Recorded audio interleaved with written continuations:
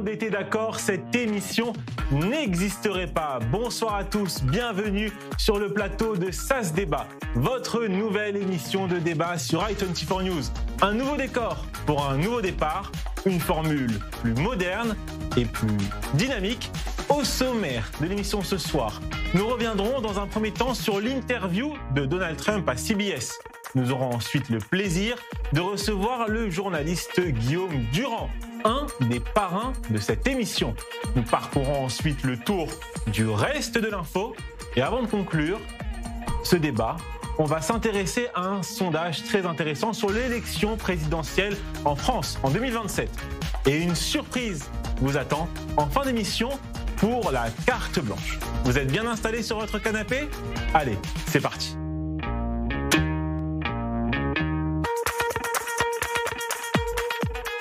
Et je suis heureux d'accueillir en plateau avec moi à Tel Aviv David Antonelli. Bonsoir David. Bonsoir Raphaël. Comment allez-vous ? Très bien, merci. On ne pouvait pas commencer une nouvelle aventure sans vous avoir avec nous en plateau. C'est avec grand plaisir. Et puis, voilà, on l'a bien annoncé en début d'émission. Si on était tous d'accord, elle ne pouvait pas exister. On espère qu'on va être sur cette...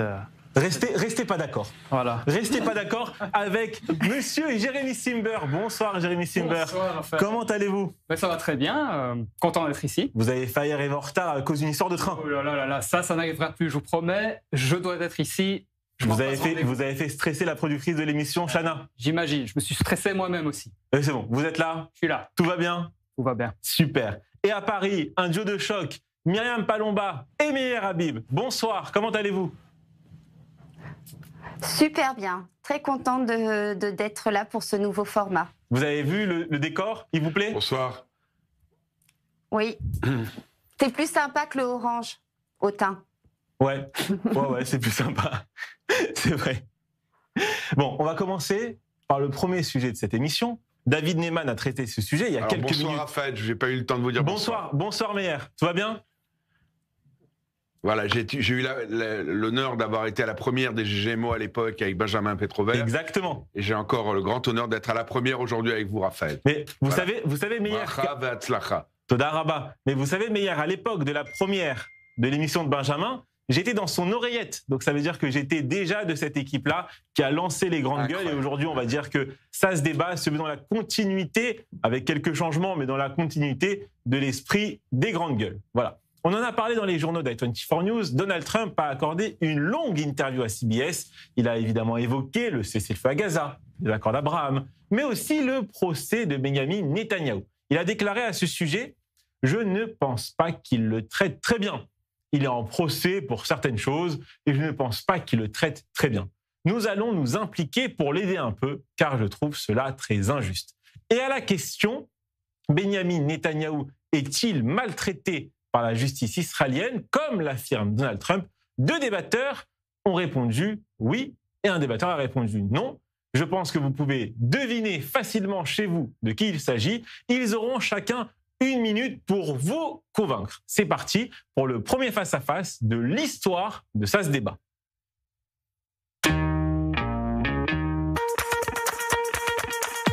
Ce premier face-à-face opposera Meyer Habib à Jérémy Simber, ici en plateau avec moi à Tel Aviv. Meyer Habib, vous avez 1 minute pour convaincre nos téléspectateurs. Selon vous, la justice israélienne maltraite Benyamin Netanyahou. Jérémy Simber, vous enchaînez juste après la minute de Meyer Habib. Pour vous, la justice ne maltraite pas Benyamin Netanyahou. Tout le monde est prêt ? On est prêt. Alors, c'est parti. Meyer, vous commencez. Vous avez 1 minute. On n'arrive pas à battre Benjamin Netanyahou dans les urnes. Alors on essaye de façon invraisemblable, terrible, et ce n'est pas les derniers les événements d'aujourd'hui, d'hier, avec la conseillère juridique de l'armée qui vont me donner tort. Toutes les affaires de Benjamin Netanyahou ont explosé. Il y a l'affaire du champagne et des cigares, où il y a eu quelques champagnes et quelques bouteilles de champagne, alors qu'on en a parlé de centaines de milliers de dollars, qui a totalement explosé. L'affaire, ce qu'on appelle 3000 des sous-marins, a explosé totalement. Les deux autres affaires aujourd'hui sont en train d'exploser de façon invraisemblable. Aujourd'hui, le principal enquêteur de la police a témoigné aujourd'hui, il veut avoir une chassinoute, on appelle ça, pour expliquer que tout était faux, tout était manipulé, tout était manigancé. Le but est de faire tomber Netanyahou et il n'y a rien dans ce dossier. Nous n'avons jamais vu ça. Voilà. C'est là. J'ai encore du temps. Bon, là. Bon. C'est fini. Jérémy Simber, à votre tour. Pour le nom, vous avez 1 minute. C'est parti. Alors moi, en tant que citoyen de ce pays, je pense sincèrement que la justice israélienne est indépendante et qu'elle travaille de manière équilibrée. Ce n'est pas une question de maltraitance, mais plutôt respecter l'état de droit. Les enquêtes qui visent Benjamin Netanyahou sont quand même assez sérieux et il en est que tout le monde, y compris nos dirigeants, doivent rendre des comptes et donc sont responsables. Moi, je pense que il est normal que le système de justice fasse son travail. Et c'est important de lui faire confiance. Moi, je crois que ça fait partie de notre force et notre résilience. Et c'est aussi très important de préserver cette confiance pour garantir l'avenir, un avenir qui soit juste et démocratique. Chers téléspectateurs, vous avez maintenant la possibilité de voter. Vous vous rendez sur le compte Instagram d'i24 News en français. Si vous êtes d'accord avec Meir Habib, vous votez oui. Et si vous êtes d'accord avec Jérémy Simber, vous votez non. Nous vous révélerons le nom du débatteur qui a gagné ce duel dans quelques minutes. David Antonelli, plutôt du côté de Jérémy Simber ou du côté de Meir Habib? Du côté bien sûr, de notre ami Meir à Paris, c'est évident. Et je crois c'est pas évident de résumer en 1 minute un petit peu cette affaire, mais voilà, c'est clair. Il est évident que je crois que on a beau discuter, on a beau débattre, je crois qu'on sera encore conscient d'une chose lorsque les nouvelles élections vont se présenter, c'est que le peuple tranchera. Et le peuple, en réalité, il a toujours tranché. On a bien beau essayer de mettre Benjamin Netanyahou dans la boue, de traîner devant les tribunaux. Je crois que l'ensemble du peuple d'Israël, majoritairement, est attaché à son Premier ministre et à la coalition, plus généralement. Et je crois que ça se passera dans les urnes. Et je crois que c'est ça, surtout, qu'il faut retenir en Israël. On a un système démocratique et le peuple est souverain. Et c'est ça qu'il faut retenir et on verra ce qui se passe dans les urnes. Myriam Palomba, que pensez-vous de cette ingérence de Donald Trump, qui en a même parlé à la Knesset lors de sa venue en Israël, de ce procès de Benjamin Netanyahou? Il a appelé le président israélien à gracier Benjamin Netanyahou. Que pensez-vous de ce discours de Donald Trump autour d'une affaire interne israélienne? Clairement, vous avez dit le mot juste, c'est une ingérence totale. C'est juste hallucinant d'avoir un président américain qui se mêle comme ça des affaires judiciaires d'un autre pays en disant on va l'aider. En plus, la façon dont il a dit les choses, on a juste l'impression que c'est un enfant de 4 ans qui a parlé. Alors, on avait déjà eu la réforme judiciaire qui attaquait clairement les magistrats en faveur du pouvoir exécutif. Et puis là, aujourd'hui, on a carrément les États-Unis qui disent on va aider Benjamin Netanyahou parce qu'il est maltraité. S'il est maltraité, la justice fera son travail, puisque nous n'arrêtons pas d'entendre Monsieur Meir Habib et David Antonelli nous parler de la démocratie israélienne. Mais quand on les entend parler sur les procès de Benjamin Netanyahou, on n'a pas du tout l'impression d'être en démocratie. Et puis qu'est-ce que ça veut dire ? Il n'y a rien dans le procès. Qu'est-ce que ça veut dire aussi ? Ça veut dire que Monsieur Donald Trump, qui a fait pression sur Benjamin Netanyahou pour qu'il s'excuse après les frappes sur le Qatar et pour qu'il accepte le cessez-le-feu, ça veut dire quoi ? Ça veut dire que Benjamin Netanyahou est un dirigeant qui n'a pas les mains libres et qu'il fait en fonction de Monsieur Donald Trump, qui peut lui faire comme il le veut, un peu du chantage, parce que si tu acceptes de donner tes excuses à Doha, eh bien nous t'aiderons dans tes affaires de corruption. C'est juste inimaginable dans une démocratie et je crois que le peuple israélien en a assez de vivre dans une république ou une démocratie bananière. Meir Habib, vous appelez Israël Herzog à gracier Benjamin Netanyahou ? Mais je vais vous dire quelque chose. J'appelle évidemment pas le président Herzog à gracier Benjamin Netanyahou, puisqu'il n'y a rien dans les affaires. Mais est-ce que vos téléspectateurs suivent les affaires ? Je les suis jour après jour. On en parle souvent sur cette antenne. Elles explosent les unes avec les autres. Je veux bien gracier quelqu'un qui a commis une faute, mais qu'on me dise aujourd'hui quelle faute il a connue. Il n'y a rien. Donc, la fille en question, que je connais très bien, Arnon Milchan, je l'ai connu quasiment en même temps que Netanyahou il y a 20 ans. Il a financé tous les voyages de Yair Lapid à Paris, tous ses hôtels, et c'est lui qui me l'a dit, je le dis aujourd'hui en direct chez vous à la télévision. Mais il a donné quelques bouteilles de champagne et quelques cigares. Il n'y a pas que ça. Il y a d'autres affaires également. Mais je crois que 180 000 euros, c'est quelques bouteilles. Il y a l'affaire 3 000 et l'affaire 4 000. Mais alors Myriam, c'est intéressant ce que vous dites. Tout le monde pensait qu'il y avait 180 000 euros. Il n'y a pas quelques centaines d'euros en réalité. Ils ont pris toutes, mais vous connaissez pas cette information, mais ça a été révélé dans les procès.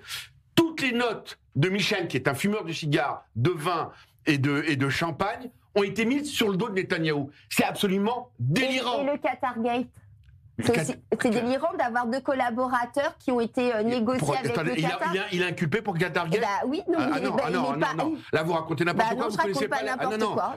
Vous n'êtes pas au courant de il n'y a aucune espèce d'inculpation pour le Qatargate, ni de près ni de loin. Alors renseignez-vous et vous David Antonelli. Vous excusez à Benjamin Netanyahou la semaine prochaine. C'est promis. David Antonelli. Oui, alors. Promis, si je me trompe, j'apporterai mes excuses à Benjamin. Directement, il n'a aucune affaire. Au niveau du Qatargate avec Benjamin Netanyahou, toutes les affaires sont vides, c'est ça la réalité. Merci, Meir. Dans son interview, Benjamin Netanyahou Donald Trump a également été interrogé.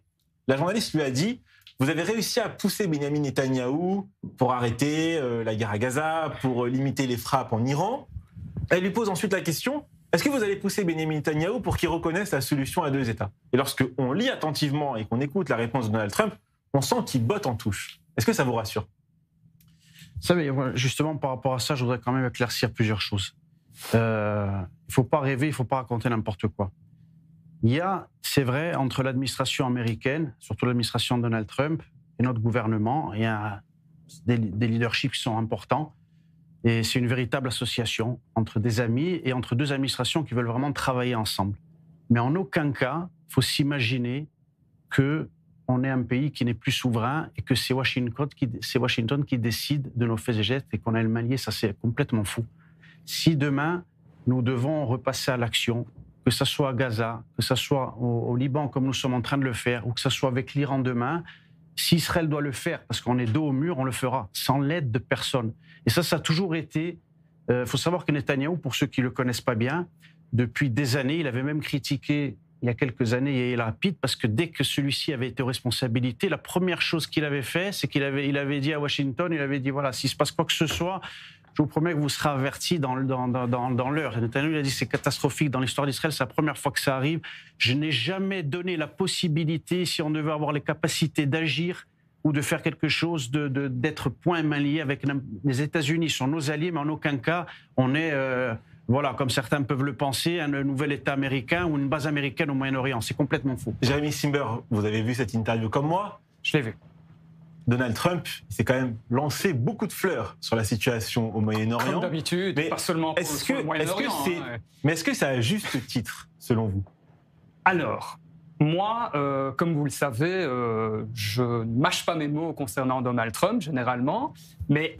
Là, Donald Trump, il faut le reconnaître, c'est quand même l'homme qui a ramené les otages vivants. Et à partir de maintenant, tout ce que je dirais de négatif sur Donald Trump, j'ajouterais que c'est l'homme qui a ramené les otages vivants. Et donc, je trouve quand même qu'il a du mérite, et je trouve qu'il a fait quelque chose de très honorable. On peut penser ce qu'on veut de lui, mais sur ce point-là, tout ce qu'il a... accompli ces derniers temps, c'est quand même remarquable. Voilà, donc je pense que c'est une bonne chose. Maintenant, revenir sur la relation entre Benjamin Netanyahou et Donald Trump, moi je dirais tant mieux que Donald Trump ait quand même une influence sur Benjamin Netanyahou, parce qu'il semble être le seul à qui Benjamin Netanyahou est prêt à écouter. Donc, ça a des conséquences. Et je disais, mais ce qui s'est passé est plutôt positif. Moi, je vois ça d'un bon œil. Heureusement que Trump est là. Je rappelle à nos téléspectateurs que vous pouvez toujours voter sur le compte Instagram d'i24 News en français pour savoir qui vous a convaincu sur ce débat, Jérémy Simber ou Meir Habib. Meir Habib, vous avez la parole. Pour ajouter un mot là-dessus, Benjamin Netanyahou, que je crois bien connaître, puisque c'est mon ami depuis près de 34 ans. J'ai passé quelques milliers d'heures en tête-à-tête avec lui. Il n'a qu'un seul objectif dans sa vie, la sécurité et la pérennité de peuple et de l'État d'Israël. Les Américains voient l'intérêt des Américains et Israël voit l'intérêt d'Israël. Il s'avère qu'aujourd'hui, on a un allié très proche qui s'appelle les États-Unis. Mais je peux vous garantir que si jamais demain, les États-Unis veulent faire un État palestinien, Netanyahou s'y opposera. Ça ne veut pas dire qu'il n'y a pas une confédération jordano-palestinienne, ça ne veut pas dire qu'on ne puisse pas trouver une solution intelligente pour que les Palestiniens s'auto-administrent.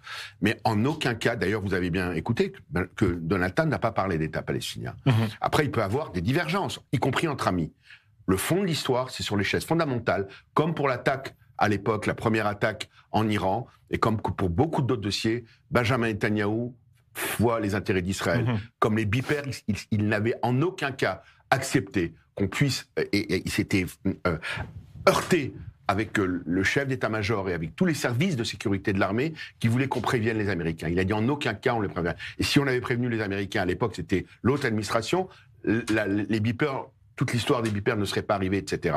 Après, globalement, les États-Unis sont un immense allié de l'État d'Israël, qui peuvent mettre, je le rappelle, leur veto au Conseil de sécurité, et ça, c'est fondamental. Donc, ils ont une influence, c'est un allié, mais en aucun cas, Israël n'est le vassal des États-Unis pour quoi que ce soit. Myriam Palomba, le mot de la fin sur ce débat, il est pour vous. Ben, moi, je m'interroge toujours, j'ai pas eu ma réponse. Qu'est-ce que ça veut dire qu'il va l'aider un petit peu parce qu'il est maltraité par la justice? Ça veut dire quoi? Quelle est la teneur de cette aide? On me dit qu'il n'y a pas d'ingérence, que Benjamin Netanyahou est libre de penser, etc. Mais que veut dire Donald Trump quand il dit on va l'aider un petit peu? C'est quoi? On va le découvrir. Je trouve ça tellement délirant, les affaires qu'on reproche à Netanyahou, que les gens n'arrivent pas à comprendre dans le monde. Il n'y a pas eu d'argent, il n'y a pas eu de corruption, il n'y a rien. Mais il y a un procès, c'est à la justice. C'est à la justice. Des articles positifs dans le journal. C'est pas à vous, meilleur Habib, de décider. C'est pas à vous, meilleur Habib, de décider si oui ou non il y a eu corruption. C'est à la justice, c'est au magistrat de le faire. Alors vous êtes à très bonne heure. Notre invité nous attend et les téléspectateurs veulent découvrir le résultat du sondage. Qui a le plus convaincu? J'ai vu sur le compte Instagram, il y a énormément de votes. Alors, on a affiché les résultats. Meir Habib, oui, à 81%. Ah, il y a un problème technique, mais j'ai les résultats sous les yeux. Meir Habib, oui, à 81%. 19% pour vous, Jérémy Simber. Il y a de la triche. Il faudra faire mieux la prochaine fois. Ben, merci aux 19% d'abord. Très bien. Et voilà, on avance. Meir Habib, une victoire à 0. On note pour les prochaines émissions. Une victoire à 0 pour Meir Habib. Retour en 1995. Débat d'entre-deux tours entre Jacques Chirac et Lionel Jospin. À la présentation, Alain Duhamel et Guillaume Durand. Et qui mieux que Guillaume Durand, lui, qui incarne mieux que personne le mot débat, pour parrainer cette émission. Et il nous fait l'honneur d'être avec nous ce soir. C'est parti pour l'interview du tac au tac.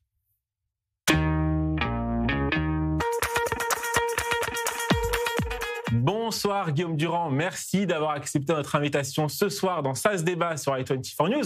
Alors, première question, toute simple, selon vous, qu'est-ce qu'un bon débat télévisé? Un bon débat télévisé, en général, il doit être appuyé par une réalité historique, c'est-à-dire par une réalité politique profonde. C'est quand c'est artificiel, quand ça ne parle pas de ce qui se joue dans un pays, dans un territoire, dans une région, ça tourne autour d'une certaine forme de sophisme télévisuel. Donc ça, c'est le point numéro 1. Deuxièmement, en général, mais là, je ne veux surtout pas apparaître comme une sorte de sage, simplement vous dire ce que je crois. Deuxièmement, il faut obtenir une réponse, et pas forcément, comme il y a quelques instants, je venais de dire, un sondage. Il faut obtenir une réponse. J'ai donné un exemple à la personne qui m'a appelé pour préparer votre émission, qui est un exemple tout simple et tout bête qui concerne l'actualité française. À propos du procès, par exemple, de Nicolas Sarkozy, je mets de côté toute l'enquête, le verdict, etc. Mais dans ce procès, il est question d'un document de Mediapart qui a tout lancé, qui est jugé par certains comme faux, par d'autres utile à la justice. Je n'ai pas le sentiment qu'on ait eu vraiment, puisque vous parlez de la matrice des débats, de vrais débats face à face avec deux personnes, peut-être une personne de Mediapart qui puisse vraiment nous sortir, nous, téléspectateurs ou auditeurs et vôtres, d'une ambiguïté de savoir s'il est faux ou s'il n'est pas faux. Ça a été ambigu dans les propos de la juge qui a rendu le verdict, probablement faux a-t-elle dit. Je pense qu'il y a souvent dans les cas, alors évidemment avec le Proche et le Moyen-Orient, c'est encore plus compliqué parce que c'est pas à vous que je vais apprendre que c'est une terre de passion, parce que c'est une terre religieuse. Il devient de plus en plus compliqué d'arriver à établir des faits. Et d'ailleurs, ce qui est terrible, de mon point de vue, c'est qu'il n'y a plus de clients pour les faits. Alors ça paraît être un propos un peu de supermarché, mais les gens n'ont plus envie que d'entendre des opinions, ils n'ont plus envie que d'entendre leurs partisans, ils n'ont plus envie que d'entendre ce qui apparaît comme leur vérité profonde à eux, voire leurs convictions philosophiques. Je ne vais pas faire trop long.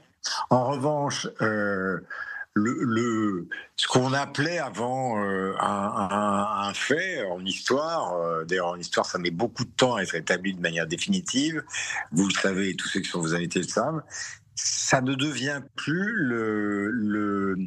la recherche, ou en tout cas l'objectif de toutes les formes de conversation qu'on a à la télévision, à la radio, ou dans les débats idées qui existent dans les journaux. On est à l'ère de l'opinion, plus qu'à l'ère, donc pour m'isoler, donc je bouge un peu pour être tranquille. Et Guillaume évidemment dans les débats que vous avez animés, Guillaume Durand, dans les débats que vous avez animés, est-ce que ceux qui concernaient, parce que je vous parle depuis Tel Aviv, ceux qui concernaient le conflit israélo-palestinien ont été peut-être plus difficiles que d'autres à animer selon vous? C'est toujours très compliqué. Moi, j'ai été très souvent... Alors, moi, je vais vous dire la stricte vérité, parce que ça, c'est la troisième partie. Il y a toujours une chose... moi, j'ai l'âge de pouvoir dire la vérité. J'ai été très souvent dans le monde arabe, envoyé par ma rédaction, pas par des raisons de conviction. J'ai jamais été en Israël. Donc, c'est une faille terrible dans On vous attend. Dans ma carrière. Je n'ai jamais été, à 73 ans, une seule fois en Israël pour le boulot. J'ai été en Irak un nombre de fois considérable, j'ai été au Liban, j'ai été en Jordanie, j'ai été dans le monde arabe, mais je n'ai jamais été travailler en Israël. J'étais des dizaines de fois aux États-Unis, jamais en Asie. Je ne sais pas pourquoi. Mais toujours est-il que ce que j'ai vu, souvent même parfois dans des séries comme Fauda, par exemple, ce qui est très compliqué et qu'on ressent, que j'ai ressenti pendant des années, dans le monde arabe, c'est une certaine forme de masculinité, je dis bien une certaine forme, c'était il y a longtemps, de masculinité trop présente, dans les manifestations... et dans la guerre, parce que moi, par exemple, j'ai été sur le front entre l'Iran et l'Irak au tout début de ma carrière, au tout début des années 80. Donc ça, c'était quelque chose. L'absence des femmes, totale, quasi totale, à Bagdad, dans les rues. C'était très compliqué. C'était vraiment un autre monde. Et quand même, alors là, on n'était pas on n'était pas dans cette suprématie de l'opinion. Mais on a, moi, comme personnage plutôt laïque, même si j'appartiens à un monde qui se définit comme chrétien, je me sens mal à l'aise d'avoir à juger des conflits religieux. Je comprends. Où la religion a un rôle très important. Je comprends. Un rôle qui est parfois d'ailleurs, comment peut-on dire, un leurre, c'est-à-dire qu'on met en avant des questions religieuses pour des questions qui ne le sont pas, etc. etc. Bien sûr. Guillaume Durand, vous avez accepté, et merci beaucoup de l'avoir fait, le parrain de cette émission. Alors, en quelques mots, quelques secondes, parce qu'il nous reste 1 minute 30 avant de rendre l'antenne pour la publicité, je ne vais pas vous apprendre ce que c'est. Qu'est-ce que vous pouvez nous souhaiter pour cette saison de Ça se débat? Écoutez, il y a une chose, puisqu'on parlait de la religion, je parle de vous, les animateurs, etc. Je pense qu'aujourd'hui, il y a beaucoup d'entre nous, on se comporte beaucoup trop comme des commissaires de police et pas assez, puisqu'on parlait de religion, comme des jésuites, non pas au sens traditionnel de la Grande Inquisition, mais Je pense qu'il faut essayer de traquer la vérité, mais de la traquer avec le sourire et sans prétention. Et à ce moment-là, je pense que les gens vous disent beaucoup plus de choses. Moi, à chaque fois que j'ai brusqué des invités, disons, de haut niveau, à chaque fois, ils se sont braqués, j'ai rien obtenu. Et à chaque fois que j'ai fait preuve de ruse, j'ai obtenu plus de choses, et donc je vous le souhaite. Merci beaucoup, Guillaume Durand, d'avoir accepté notre invitation. Moi, je vous remercie. Merci beaucoup, c'était passionnant de vous entendre, vraiment. À très vite. Et venez en Israël, on vous attend sur ce plateau. Voilà, il est l'heure de marquer une courte page de publicité. On se retrouve tout de suite sur i24 News. Restez avec nous pour la deuxième partie de Ça se débat. À très vite.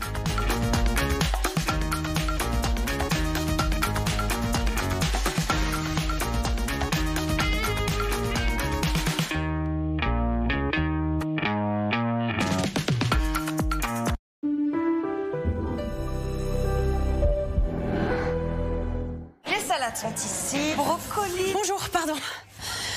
Excusez-moi. Vous n'étiez pas au courant? Le thème, c'était les légumes. On a fait une visio à ce sujet. J'ai raté la visio.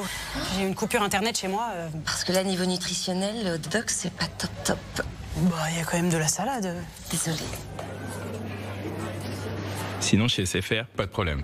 Avec Internet garantie, votre connexion bascule en 4G en cas de coupure. Ah, c'est pas mal ça. SFR, on s'engage pour vous. Ils visent des civils, des enfants, des familles. Au sol, une autre bataille se joue, celle de la vie.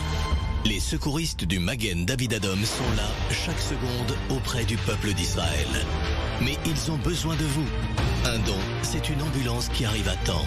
Donnez maintenant. mda-france.org. mda-france.org. I gotta work, 'cause I got dreams now, yeah. Even if I gotta bleed now, yeah. I gotta work, oh, I gotta work. I got mouths to feed now. Nouveau Fiat Ducato Easy Pro suréquipé est disponible immédiatement à partir de 25 990 € hors taxe. Pendant les jours pro, découvrez des offres Pro de chez Pro et la nouvelle gamme Fiat Professional garantie jusqu'à 8 ans.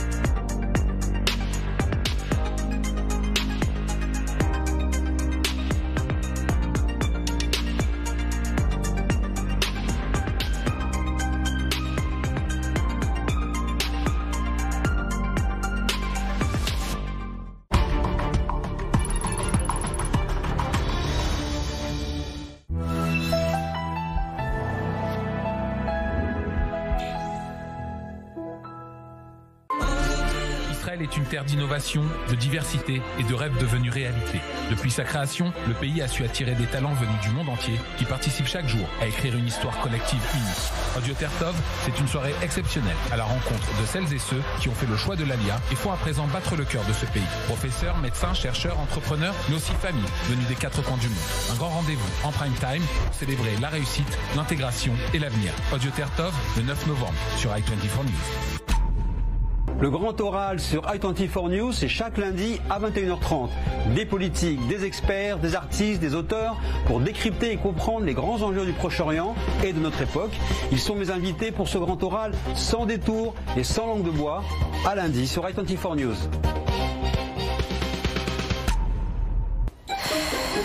J'en ai marre de ces interviews. Tout est trop attendu, trop calibré, vous comprenez ? Allergie au politiquement correct. Stade avancé. Et si on osait tout dire? On essaye. Confidence, c'est un moment hors du temps. Des figures inspirantes, publiques ou plus discrètes, nous racontent leurs rêves, leurs blessures, leurs vérités. Confidence avec Nathalie Nagar.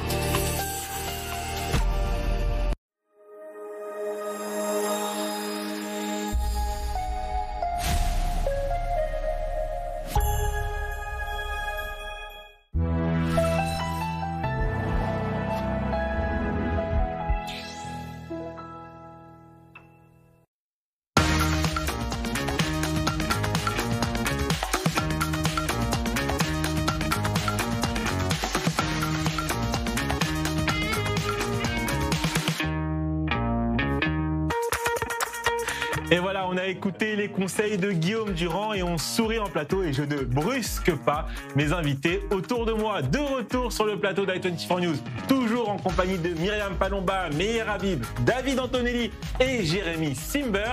Vous connaissez l'habitude, il est 21h30, heure de Jérusalem et je vous propose maintenant de faire le tour du reste de l'info.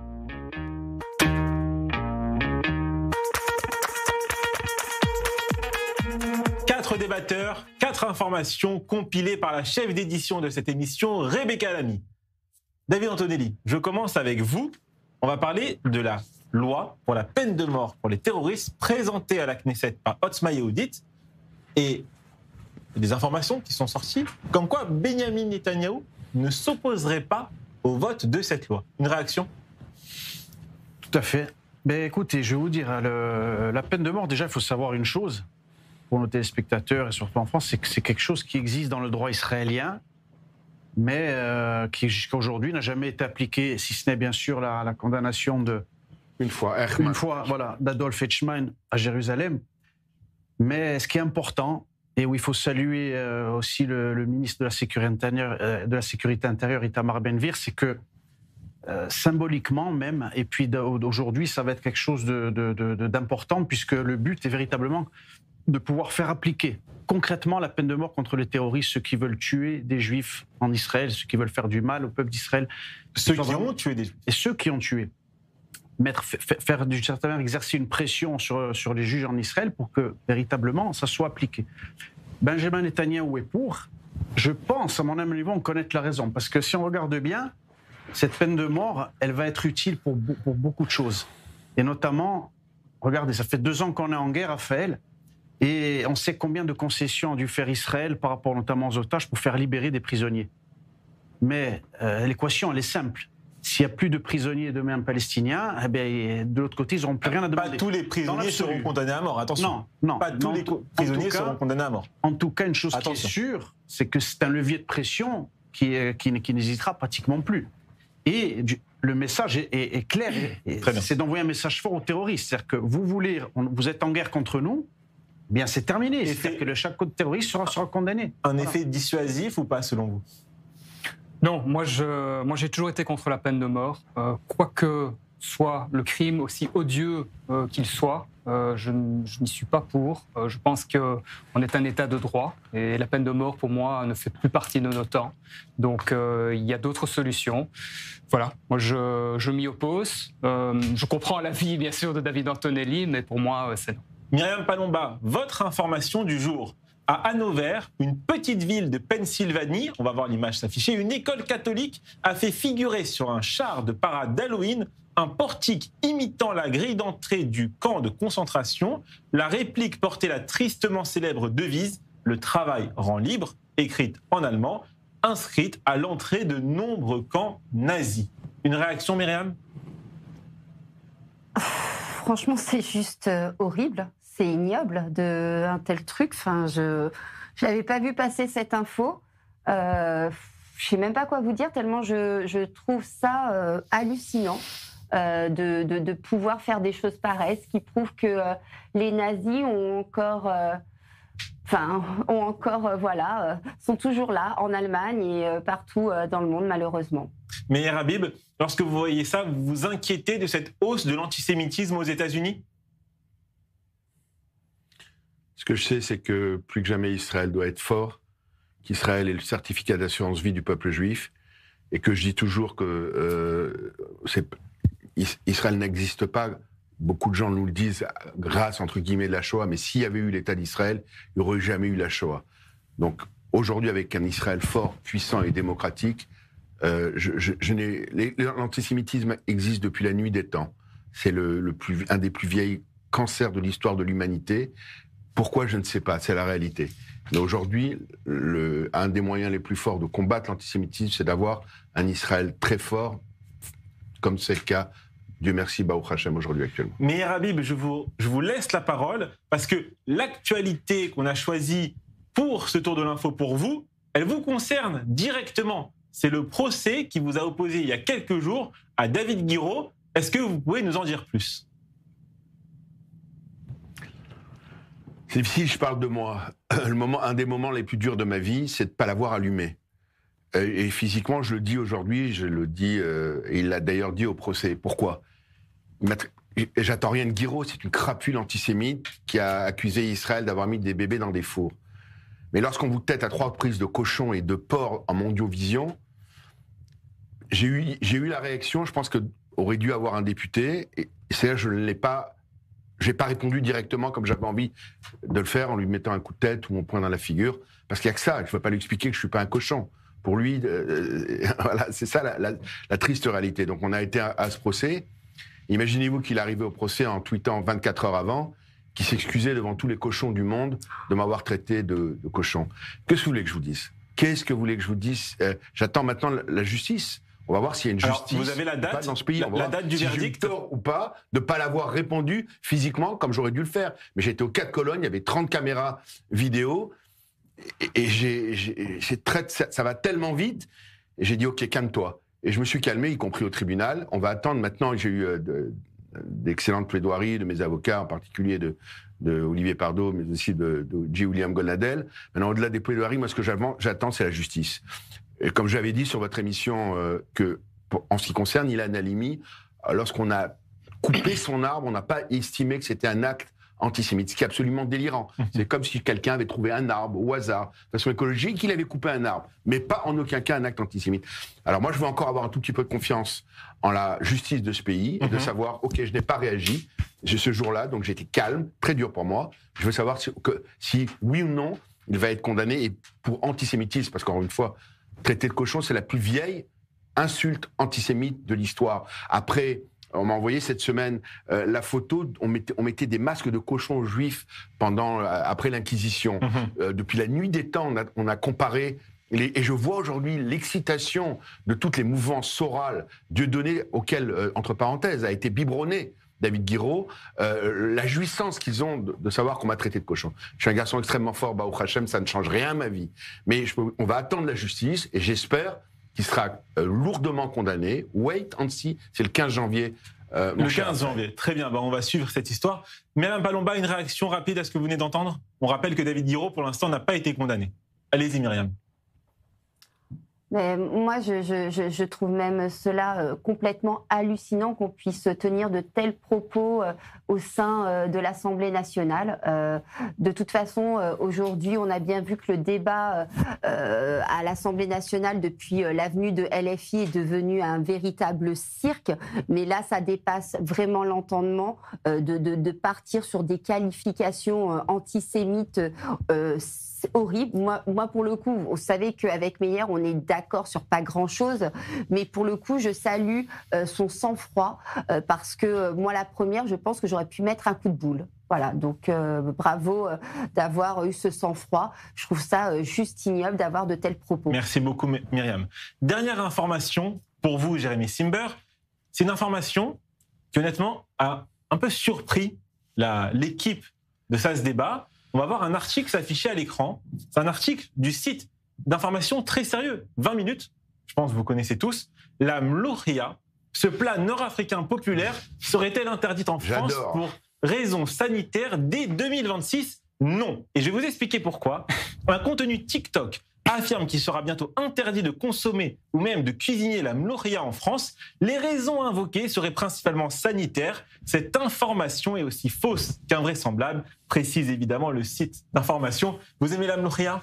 Écoutez, je ne suis pas sûr que j'en ai déjà goûté, mais comme ma femme a des origines tunisiennes, probablement que j'en ai déjà vu. Je vous avoue que c'était une blague et que la vraie information, par contre, parce que vous êtes aussi influenceur food. Oui. Vous avez un compte Instagram, vous êtes très suivi. Et parfois, je regarde le compte Instagram de Jérémy Simber et je dis à ma femme, il faut absolument qu'on aille manger dans ce restaurant. Ça a l'air absolument incroyable. Donc vous m'influencez, bravo. Mais l'information, la vraie, la plus sérieuse. Five Guys, donc vous connaissez la chaîne de restaurants, a pris une décision radicale qui a fait déjà polémique. Dans 6 établissements français, l'enseigne américaine ne proposera plus que de la viande halal et des boissons non alcoolisées. Une réaction? Écoutez, j'en ai entendu parler. Et comme à chaque fois, ma réaction, c'est pareil. Je trouve ça complètement débile. Excusez-moi pour les mots, mais voilà, c'est une débilité qu'on impose. Je veux dire qu'on donne le choix à quelqu'un qui veut manger comme il le souhaite, très bien. Mais que ce soit imposé, que c'est pour ouvrir la clientèle. Que ce soit imposé à manger uniquement d'une certaine façon, que ce soit de la viande halal, que ce soit cachère, etc. Je suis désolé, mais ça n'a pas sa place dans aucune démocratie. David Anthony, vous voulez réagir sur la mlochia ou vous voulez réagir sur Five Guys? Allez-y. Non, je crois que Jérémy, il a bien résumé le. Je crois que c'est en réalité une polémique qui est un peu. Vous savez, je crois qu'en plus qui est en rapport avec l'assiette quand c'est bon. Il ne faut pas faire de polémique, il faut laisser les gens déguster des bons plats. Surtout. Voilà, tout le monde va être pénalisé sur des affaires comme ça. Donc je crois qu'il faut lever le pied sur. Allez, voilà. On avance. On a fini le tour de l'info. Dans toutes les configurations testées par l'Institut ELAB, dans un sondage pour BFM TV et la Tribune du dimanche, le RN serait largement en tête au premier tour. Le Rassemblement national, qui soit représenté par Marine Le Pen ou Jordan Bardella, obtiendrait 35% des suffrages si le premier tour avait eu lieu ce dimanche. Nous vous avons posé la question, Jordan Bardella ferait-il un bon président de la République? Et deux des débatteurs du soir, ne pensent vraiment. Mais alors vraiment pas pareil. C'est parti pour le second face-à-face de l'émission.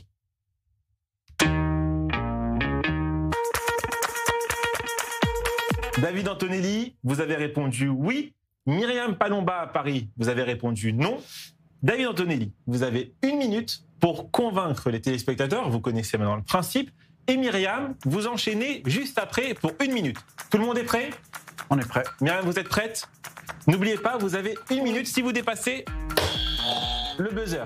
David Antonelli, c'est à vous.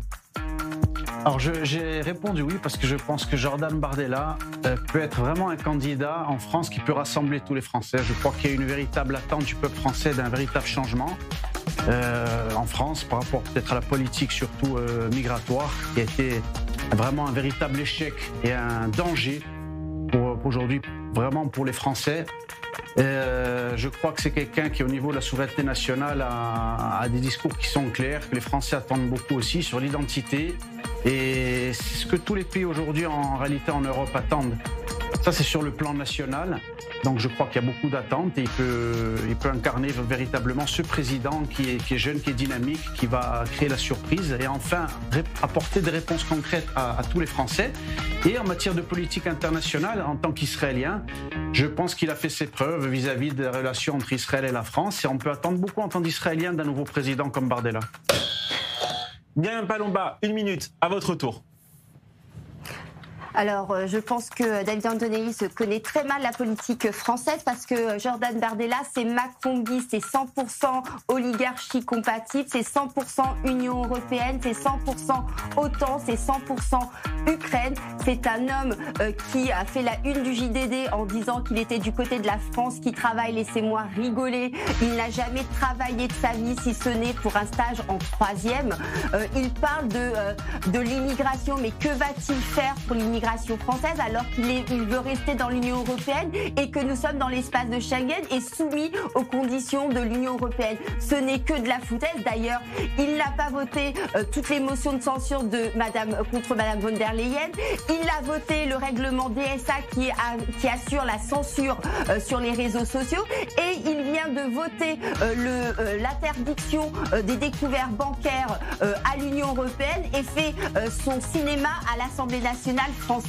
C'est l'oligarchie, c'est le système. Et si nous voulons récupérer une vraie souveraineté, il faut voter souverainiste. Merci beaucoup Myriam, vous avez dépassé un peu, mais bon, c'est la première de l'émission, je vous pardonne. Meir Habib, 54% des Français pourraient se prononcer en faveur du RN à l'avenir, d'après une étude via Voice pour Libération. Et vous? Écoutez, je dis depuis de longues années, et j'étais un des premiers à le dire, que le Rassemblement national est rentré dans le champ républicain. Est-ce que pour autant, pour moi, c'est mon premier choix? La réponse est non. J'ai des divergences avec eux, en particulier au niveau économique. Je suis beaucoup plus proche, par exemple, d'un David Lisnard. Je suis beaucoup plus libéral que plutôt que de ce que pense le RN. Je suis proche du parti républicain. Mais globalement, si jamais j'ai un choix demain entre non seulement Bardella, évidemment Mélenchon, je choisirais Bardella, mais entre Bardella et beaucoup de candidats qui sont à gauche, je choisirais Bardella, sans aucun doute là-dessus pour moi. Parce que cette alliance avec les antisémites qu'a fait aujourd'hui une grande partie des macronistes, quand Emmanuel Attal a dit je préfère... Gabriel Attal, excusez-moi. Enfin, c'est pas... C'est un lapsus révélateur. Ouais, c'est un lapsus révélateur. A dit qu'il préférait voter l'extrême gauche, la coalition extrême gauche, pour faire blocage, encore une fois, à Bardella. Aujourd'hui, je connais Bardella, je l'ai accompagné en Israël, j'ai rencontré avec lui Benjamin Netanyahou. On n'est pas d'accord sur tout, c'est pas ma famille politique, je ne suis pas membre du RN, mais j'aurais aucun problème dans un deuxième tour, si jamais les Français décident de le mettre au deuxième tour de la présidentielle, à voter pour lui. En tout cas, vous savez, je casse un peu. Pendant des années, on a dit jamais le RN, s'ils sont là, et on préfère voter à gauche, à l'extrême gauche. On a voté tout et n'importe quoi, et on voit aujourd'hui les résultats, y compris sur un sujet qui m'est extrêmement cher, c'est la politique extérieure de la France et la politique par rapport à Israël, la façon dont on a boycotté aujourd'hui à 3 reprises Israël au salon, etc. Et donc, et j'ai reçu un message et de Jordan Bardella et de Marine Le Pen. J'étais à la Knesset, vous savez, le jour où Donald Trump était là, et les deux m'ont envoyé, c'est pas les seuls, mais les deux, de longs messages. Et c'était réellement sincère. C'est la première fois que je le dis sur une antenne de télévision ou de radio. Jérémy Simber, vous êtes belge, mais vous vous sentez quand même concerné par ce qui se passe en France. Un avis rapide sur cette question ? La politique française m'intéresse toujours, donc bien évidemment que je suis les développements et les derniers sondages également. Oui, c'est... vous savez... On parle beaucoup du Rassemblement national et tout ça. En fin de compte, les Français vont décider. Moi, je pense qu'il y a beaucoup de déception chez les Français. C'est aussi une raison pour laquelle beaucoup se tournent maintenant vers les partis d'extrême droite, dont le parti de Marine Le Pen et de Jordan Bardella. Personnellement, moi je l'ai toujours dit, ce n'est ni Bardella ni Marine Le Pen le problème. C'est ce qu'il y a autour. Parce qu'on sait très bien qu'il y a des militants, il y a des activistes, il y a des gens qui sont vraiment concernés dans le parti, qui ne sont pas les plus, on va dire, gentils. Je rappelle à nos téléspectateurs que vous pouvez voter en story sur le compte Instagram i24news en français. Vous allez au bout de la story, vous avez le vote soit pour David Antonelli, soit pour Myriam Palomba. J'ai les sondages sous les yeux. C'est plus serré que le match précédent, donc allez-y, vous pouvez voter. Myriam, on vous écoute. On a vu que Jordan Bardella, il a fait une interview à LCI, il a dit qu'il était pro-police, pro-force de l'ordre, pro-militaire, et il a dit qu'il souhaitait faire de la France le pays le plus répressif d'Europe à l'égard de la délinquance et de la criminalité qui pourrit la vie de nos compatriotes. C'est un discours qui vous parle ou pas du tout ? Mais évidemment que c'est un discours qui me parle, sauf que c'est bien beau de dire ça, mais il est soumis aux règles de l'Union européenne. Il aura la Cour européenne qui lui tombera dessus. Aujourd'hui, en France, on ne peut même pas virer un OQTF parce qu'on a l'Union européenne qui nous l'interdit. Donc, tant qu'il ne sortira pas de l'Union européenne, il peut avoir tous les discours qu'il veut, Monsieur Jordan Bardella. Il ne pourra rien faire, il ne fera pas mieux qu'Emmanuel Macron. C'est bien ça que les gens doivent comprendre. C'est qu'aujourd'hui, tout ce qui se décide en France est décidé en amont par l'Union européenne. Même notre budget doit être validé par l'Union européenne. Donc quand Jordan Bardella sort des jolies phrases, plus de sécurité, ça il fait plaisir évidemment aux Français qui en ont marre de cette insécurité.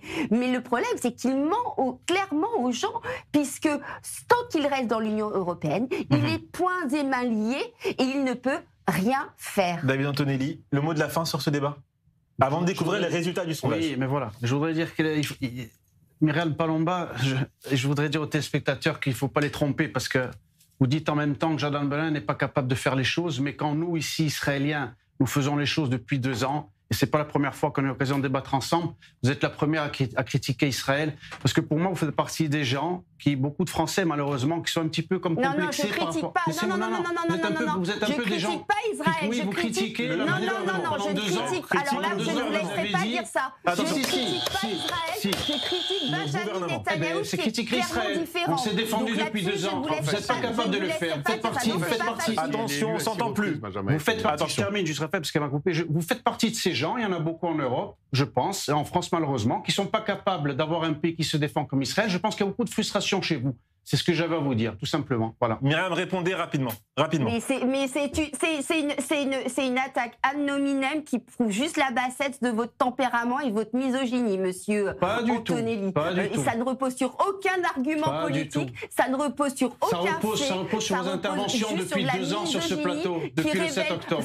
Simplement votre tempérament, c'est juste... Franchement, je ne vais même pas me perdre mon temps à débattre avec vous. Vous avez parce raison. que franchement, dire ce genre de choses, c'est juste débile et ignoble. Avec le sourire, ça se débat. Avec le sourire, ça se débat, n'est-ce pas? Ça se débat.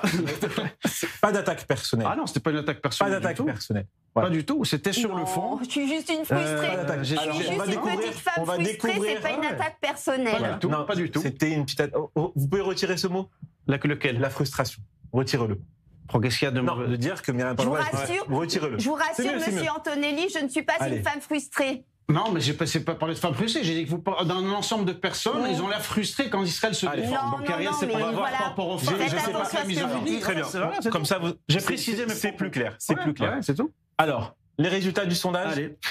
On va voir. Ils vont s'afficher à l'écran. Est-ce qu'on a les résultats du sondage? Voilà, ça s'affiche à l'écran. 73% pour David Antonelli, oui, et 27% non pour Myriam Palomba. C'était pas si serré que ça. Alors ça l'était. C'est normal, il a fait voter toute sa famille. Vous avez fait voter toute votre famille. Merci, je savais pas que nous étions si nombreux en Corse, mais bon.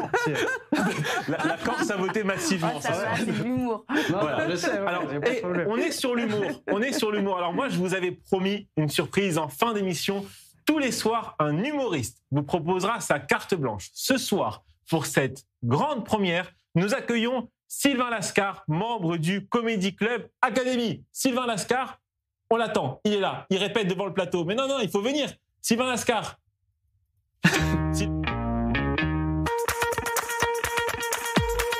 Allez, il faut venir, Sylvain.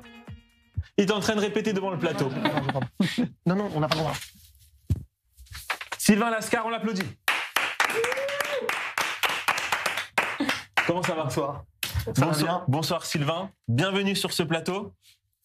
Alors allez-y. Eh ben, écoutez, Raphaël, merci. Alors déjà, moi, je suis pas un routi, si vous êtes posé la question, pas du tout. Mais en tout cas, je suis très très content d'être là. C'est pas vous qui avez réveillé ma fille toutes ces nuits là à chaque fois, avec vos tirs de missiles insupportables. Néanmoins, je suis quand même très très content qu'on ait récupéré nos otages.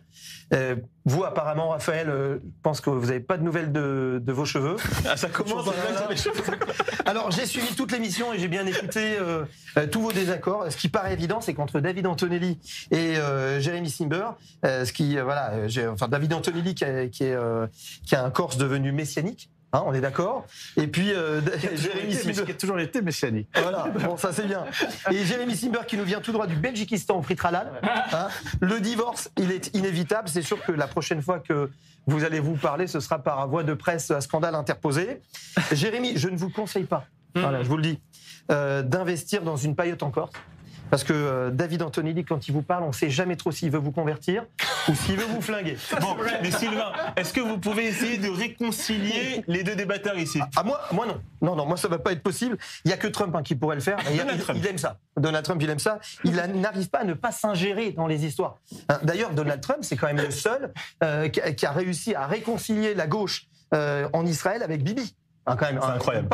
Une partie. Eh oui. Et donc on fait quoi? On appelle Donald Trump pour faire la paix sur ce plateau? Ah non, je vous en prie. Non, surtout pas. Il ne faut pas lui demander de réconcilier Antonelli et Simber, parce qu'en 2 minutes, il viendrait avec son B2, il prendrait la tête de la direction du 24 News, il ferait reprendre tous les entrepôts ici en or massif, il mettrait Marco Rubio à votre place. Non, Raphaël, laisse pas la place. C'est possible. Pas la place. Mais surtout, il rebaptiserait la chaîne en Ivanka News. Ah, elle est belle celle-là. Et ça paraît réaliste, Sylvain. Sinon, Bibi peut compter sur un autre soutien ce soir, évidemment, Meir Habib. Ah oui, alors Meir Habib, nous, on le connaît bien, il est sur la chaîne et dans la communauté. Et vous avez la chance d'avoir, vous, Meir Habib, un ami, Benjamin Netanyahou, votre meilleur ami. C'est extraordinaire, parce que moi, mon meilleur ami, c'est Jonathan Alouche. Bon, voilà. C'est sûr que franchement, on n'a pas le même niveau d'influence. Vous êtes à 8 contacts près pour être en contact avec Elon Musk, Donald Trump et puis surtout les plus grandes puissances planétaires. Alors que moi, j'ai même pas encore votre numéro. Perso, je vous le donnerai pas. Bon, j'en suis encore loin. Non, mais c'est quand même incroyable, Meir Habib, que vous ayez comme ami la personne la plus puissante d'Israël. D'ailleurs, il le dit lui-même, hein, Benjamin Netanyahou, il le dit, vous êtes son Meir Habib. Hein, il n'a que vous d'ailleurs, vous êtes le seul Meir Habib.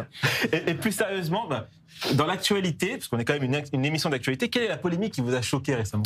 Alors moi, ce qui m'a choqué le plus, c'est les glaces Ben & Jerry. Vous savez, ils ont créé les goûts pastèques pour aider la Palestine. Oui. C'est ce qui m'a étonné le plus. D'autres marques ont emboîté le pas, d'ailleurs, et à cette initiative, voilà.